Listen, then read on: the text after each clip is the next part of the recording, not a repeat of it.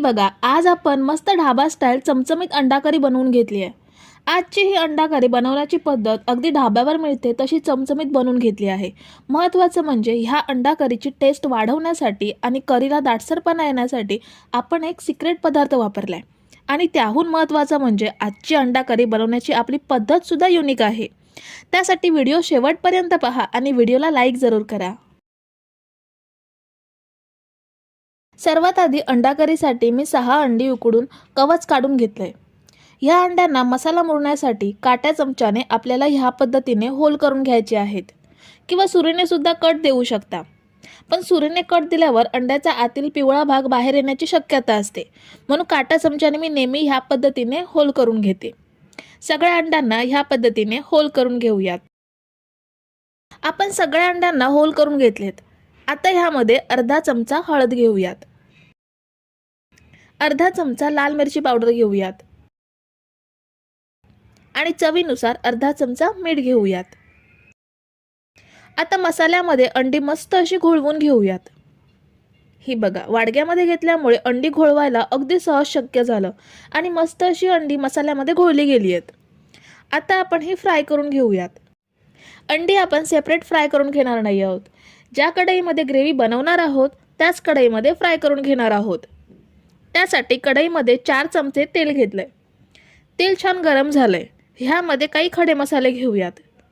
इथे मी 2 लाल सुक्या मिरच्या घेतल्या आहेत, 1 इंच दालचिनी घेतली आहे, 4 ते 5 लवंग घेतल्या आहेत, 1 चमचा जिरा घेतलंय, 2 ते 3 हिरव्या वेलची घेतल्या आहेत।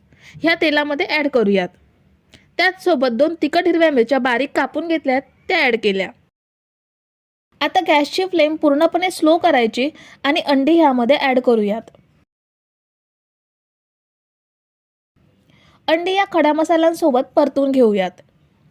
खडा मसाल्यांसोबत परतल्यामुळे खडा मसाल्यांचा जो फ्लेवर आहे तो ग्रेव्हीमध्येच नाही तर अंड्यामध्ये सुद्धा उतरतो।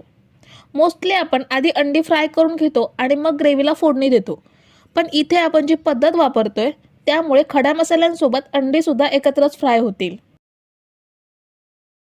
आता साधारण 2 मिनिटे अंडी फ्राय करून घेतली आहेत। आता तेलातून काढून घेऊयात।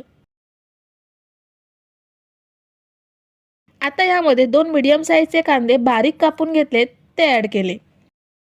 कांदा आपल्याला छान फ्राय करून घ्यायचा आहे। अंड्याचा मसाला तेलात उतरल्यामुळे कांदा लालसर दिसतोय, पण कांदा कच्चा आहे आणि आपल्याला हा कांदा छान 3 ते 4 मिनिटे मीडियम गॅसवरती फ्राय करून घ्यायचा आहे। कांदा आपण 4 मिनिटे मस्त फ्राय करून घेतलाय। आता आपण यामध्ये 2 चमचे आला लसूण पेस्ट ॲड करूयात। आला लसूण पेस्ट सुद्धा आपल्याला साधारण अर्धा मिनिट मीडियम गॅसवरती फ्राय करून घ्यायची आहे। आला लसूण पेस्ट छान परतून घेतल्यावर ह्यामध्ये सुके मसाले ॲड करूयात। अर्धा चमचा हळद घेऊयात, 1 चमचा लाल तिखट घेऊयात, अर्धा चमचा जिरे पावडर घेऊयात आणि 1 चमचा धने पावडर घ्यायची आहे। सुके मसाले आपल्याला तेलात छान फ्राय करून घ्यायचे आहेत, पण तेल खूप गरम असल्यामुळे मसाले जळू शकतात, म्हणून ह्यामध्ये थोडंसं पाणी घालून मसाले छान परतून घेऊयात। मसाले फ्राय होईपर्यंत मिक्सरच्या भांड्यात 3 मीडियम साईजचे टोमॅटो कापून घेतलेत, ते ॲड करूयात। ह्याची आपण छान प्युरी बनवून घेणार आहोत। आवश्यकता वाटली तरच पाणी वापरू शकता। बिना पाण्याची सुद्धा टोमॅटोची छान प्युरी तयार होते। ही बघा, मस्त अशी टोमॅटोची प्युरी बनवून घेतली आहे। मसाला सुद्धा छान फ्राय झालाय। आता ह्यामध्ये बनवलेली प्युरी ॲड करूयात। टोमॅटो प्युरी सुद्धा आपल्याला छान शिजवून घ्यायची आहे। प्युरी मसाल्यांसोबत मिक्स करून घेतल्यावर ह्यावरती झाकण ठेवून 4 ते 5 मिनिटे मीडियम गॅसवरती आपण टोमॅटो छान शिजवून घेऊयात। तर हे बघा, 4 मिनिटात टोमॅटोवरती तेल आलंय, म्हणजे टोमॅटो छान शिजला गेलाय। आता ह्यामध्ये 1 चमचा बेसन ॲड करूयात। बेसन ग्रेव्हीला खूप छान दाटसरपणा देते। बेसनऐवजी काजू सुद्धा वापरू शकता। काजू टोमॅटो सोबत मिक्सरमध्ये बारीक करून घेऊ शकता किंवा सुकी पावडर तयार करून बेसनऐवजी ॲड करू शकता।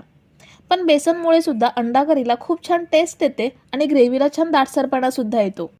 बेसन आपण कच्चं घेतलंय, भाजून घेतलं नाहीये, म्हणून साधारण मिनिटभर टोमॅटो सोबत फ्राय करून घ्यायचं।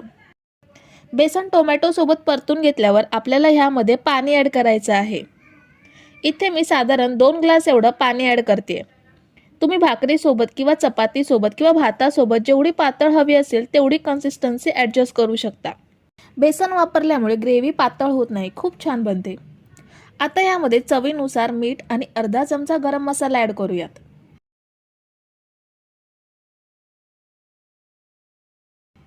पुन्हा सगळं छान एकजीव करून घ्यायचं आहे. ग्रेव्ही आपल्याला मीडियम गॅसवरती झाकण लावून 5 मिनिटे शिजवून घ्यायची आहे. ही बघा, ग्रेव्ही आपण 5 मिनिटे छान शिजवून घेतली. मस्त तर्री आली आहे ग्रेव्हीला. आता यामध्ये आपण अंडी ॲड करूयात.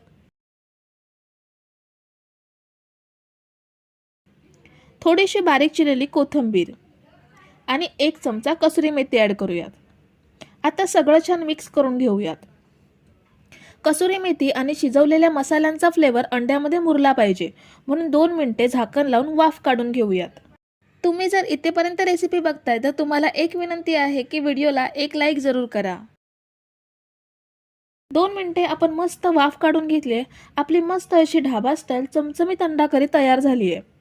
तुम्ही भातासोबत, भाकरीसोबत, चपातीसोबत खाऊ शकता. आता ही आपण सर्विंग प्लेटमध्ये काढून घेऊयात. तर मंडळी, रेसिपी कशी वाटली हे कमेंट करून नक्की सांगा आणि व्हिडिओला न विसरता लाईक करा. रेसिपी तुमच्या मित्रमैत्रिणींसोबत शेअर करा आणि चॅनलला सबस्क्राईब केलं नसेल तर लगेच सबस्क्राईब करून घ्या. थँक्यू.